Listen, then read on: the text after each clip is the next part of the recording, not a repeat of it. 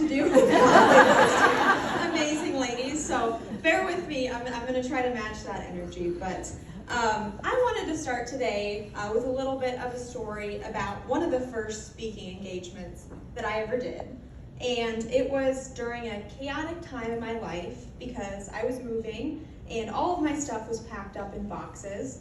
So the morning comes and I go to put on my shoes and I can only find one heel. And so I'm faced with the decision, am I gonna throw on my dirty pair of sneakers that I wear to the popcorn factory, or am I gonna wear one shoe? Luckily, my aunt came to the rescue and let me borrow a pair of her heels, but there was one problem. She's a size bigger than me. But I didn't have a lot of time, and it was one of those mornings where it just felt like nothing was gonna go right. And so I looked at my mom and I said, can I just call in sick? I don't think I can do this today. And she's here today as well, and she said, no, you're going. And so we drove over, and I showed up and sat down and waited my turn, and it was a format similar to this where I had just some terrific female speakers go ahead of me, and I'm sitting there thinking, oh man, I've got to go up in my shoes that don't fit and give this speech.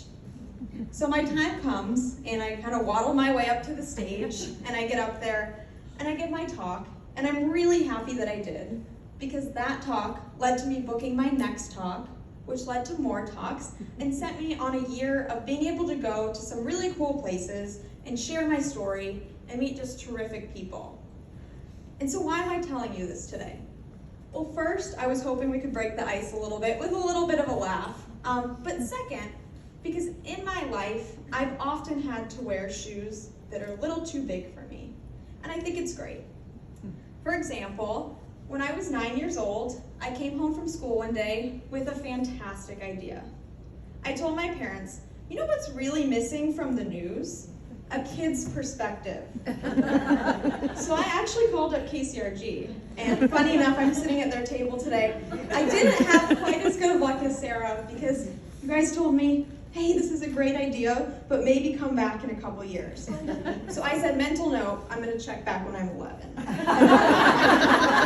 But luckily, I didn't need to, because I went back to school, and a couple months later, I was flipping through Scholastic News magazine when I saw an ad that said, become a kid reporter for Scholastic News. So I went to the school nurse, and I said, oh, I have this really bad stomachache, I think I need to go home. And immediately went home and wrote my application. And I'm so happy that I did. Maybe the school nurse wasn't, but I'm happy I did, because I was selected as one of 2 kid reporters from the state of Iowa to cover the 2008 presidential election. And so I spent the next year traveling around Iowa, interviewing most of the presidential candidates, from Barack Obama to Hillary Clinton to Fred Thompson, and it was just a really great experience. I missed a lot of time in the classroom, but I gained some really valuable life experience, and decided at the end of it all, I really want to go out with a bang. I know I've covered all this presidential stuff, but who, if anybody in the world, would I interview as my last interview? And so I'll remind you, it's 2008, I'm 9 years old, there's one obvious answer then and also now, and that was Taylor Swift. And so I said, Mom, can I borrow your phone? At that point, we weren't giving our 9-year-old cell phones yet, so I had to borrow her flip phone. And I found the number for Big Machine Records, and I said, hey, I've got this great idea, just hear me out. And a couple weeks later, I get a call back from someone who says, hey, I'm Taylor Swift's publicist. I love your idea.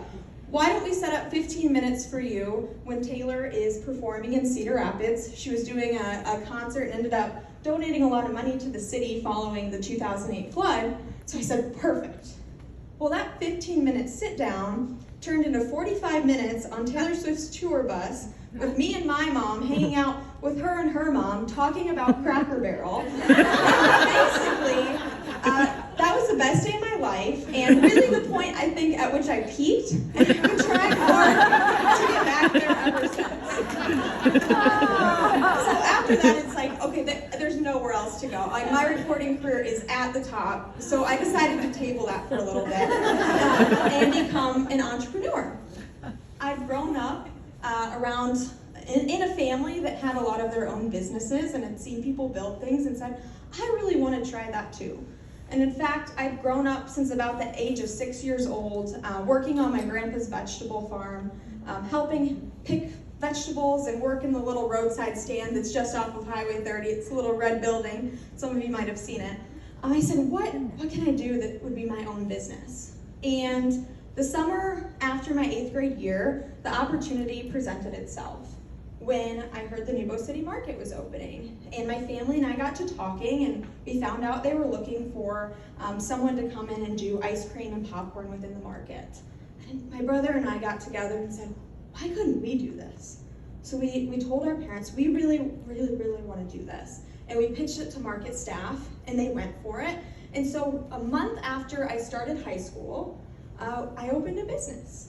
And you're probably thinking, what's that like, trying to accommodate yourself in high school and also start a business? Well, it was a little weird, but it was fun, and I learned a lot. Maybe first and foremost, the risks of hiring your friends, because spoiler alert, by the end of it, a lot of times they aren't your friend anymore. But that's okay. It taught me a lot of great lessons, and it really prepared me for what I wanted to do next in life. But as I progressed through high school, I started to ask myself this question of, am I going to stay nearby for college and try to work on the business, day in and day out? Or am I going to go push myself to go somewhere that's maybe outside my comfort zone and different? And I was actually helped very much in making that decision by an experience I had my junior year of high school. And you guys have heard a lot this morning about the Uncommon Student Program at the Hoover Foundation and the Museum and Library down there. Both Sarah and I were Uncommon students, and I just want to give a little shout out to it real quick because it's a great opportunity for high school juniors from the state of Iowa to kind of plan and execute a project that they're passionate about. And so I went through the program, and as part of it, you get to learn a lot about Herbert Hoover and his family and their lives. And one of the things that I learned was that Herbert Hoover was in the first graduating class at Stanford University. And I had this weird feeling kind of come over me, like, I think I need to go check this place out. And so I went home from my weekend in West Branch and said, I gotta get out to Palo Alto. And my parents were super supportive. And a couple weeks later, I was on a plane out to SFO. And it's one of those places that when you get there and you start to walk around the campus, A, it's like a movie set. It's just pristine and beautiful. But B, as you start to talk to the students, you realize there's just something really cool about this place where I can be myself and I can accomplish whatever it is that I wanted to do. And so I went home and I started the rigorous application process, only to open a letter that said, thank you, but you've been deferred. And so then I had to work even harder to convince them, hey, please let me off this list. I really want to go here. And eventually was lucky enough to be accepted into the class of 2020. And so what did that look like?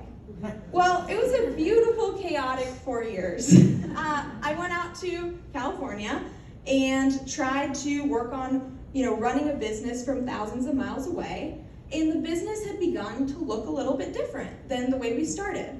We had moved outside the Nubo City Market into our own retail location, where we still are, across the street. My parents had joined us in the business as equal partners. We'd begun to expand from selling just in our retail footprint in Cedar Rapids to beginning to ship boxes to all 50 states each year. And we'd undergone a rebrand from the names we started with and then a second name to become the Almost Famous Popcorn that we are today.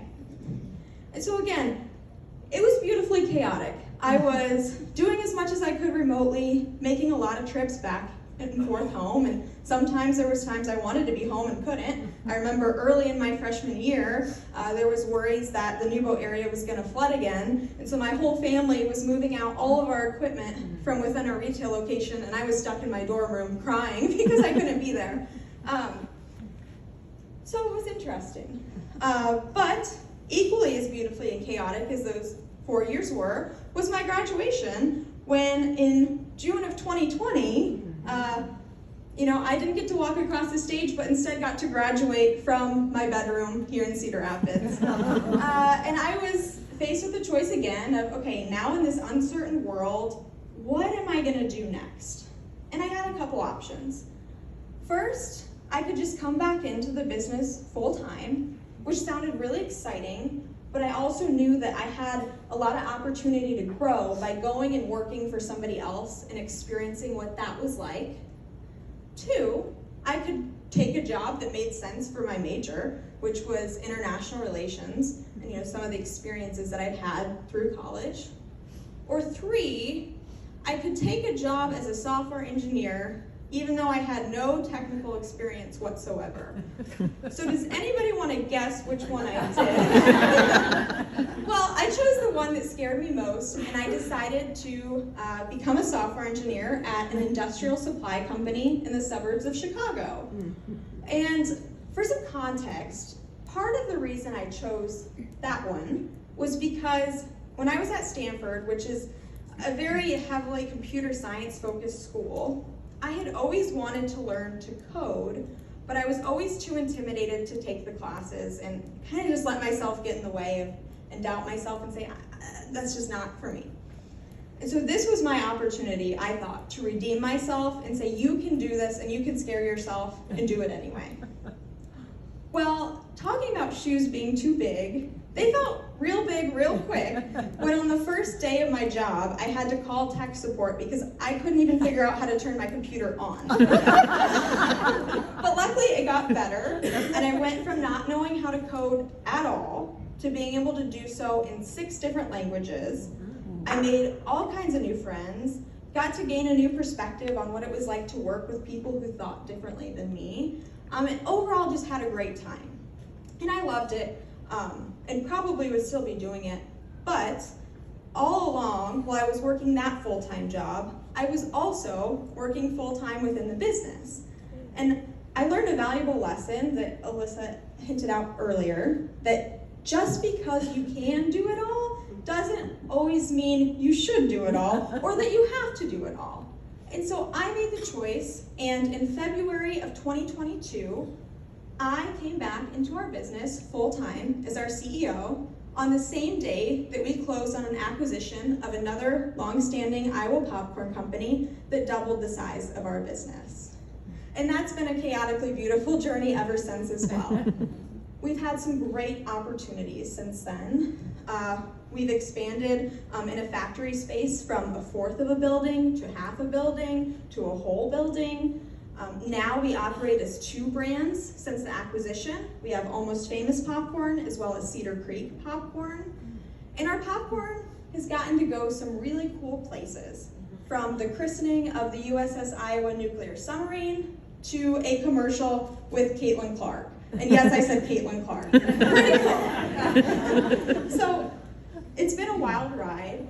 But it's been so much fun, and we have a wonderful team, a member of which is here today, of over 50 people across the state of Iowa that love popcorn and love working together and love what they do, and that is spectacular. And I wanted to end with one more story today about shoes. I hope you guys will hear me out. Last winter, my mom and I were driving in one of the popcorn vans, which is pretty loud, and I got a phone call that said, "Hey Sydney, do you want to be Senator Joni Ernst's guest to President Biden's State of the Union this year?" And my first reaction was, okay, I could not have heard that right. This van is loud. What did you say? Could you say that one more time? And then when I realized I'd heard correctly, we started to scream. We almost drove off the road, but I said, I'm there. I don't care what it takes. I'm there. So the next week, I was on a plane to Washington, D.C., and it was great timing because Senator Ernst had just become the ranking member of the Senate Small Business Committee. And so I was able to go to D.C. and advocate for the needs of small businesses, not just here in Iowa, but around the country.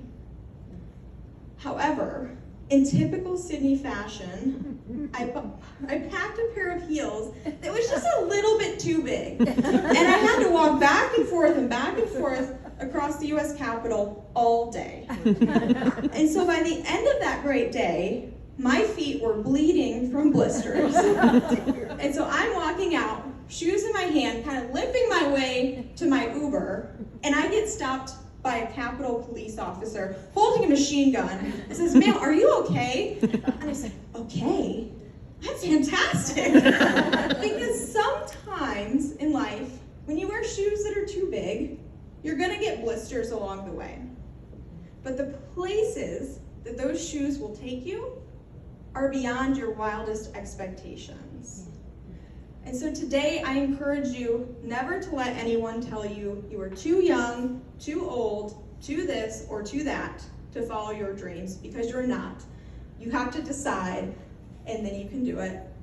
And if it's up to me, if I'm stuck between the choice of staying in shoes that I've outgrown or putting on a pair that's a little too big for me, I'm gonna choose the bigger ones every time. So thank you guys.